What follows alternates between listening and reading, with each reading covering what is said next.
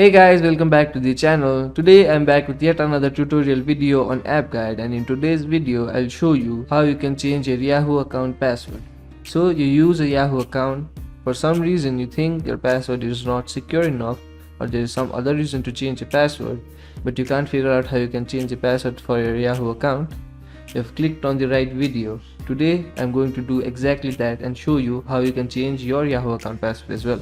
So the first thing you want to do in order to change your Yahoo account password is open your browser and go to yahoo.com. Once you go to yahoo.com, make sure that you're logged into your account which you want to change your password for. Once you're logged into your account, on the top right corner you'll see the account icon. Press on that. Go to settings. Once you go to settings, you'll land on an interface like this. In this interface, what you want to do is go to account security. Once you go to account security, scroll down. Here you'll see a section. This is how you sign in now. In that section, there will be a section labeled as password. There you'll have an option labeled as change password. Click on the change password option. Once you click on the change password option, you'll need to solve a puzzle.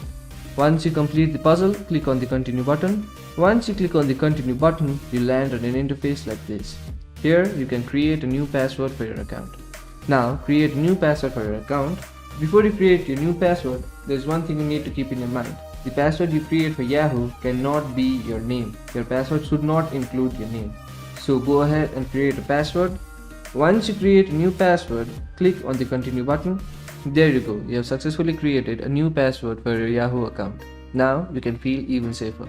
So that will be it for today's video. Hope this video was helpful for you. If it was, hit the like button, subscribe to the channel, and I'll see you in the next video. Goodbye.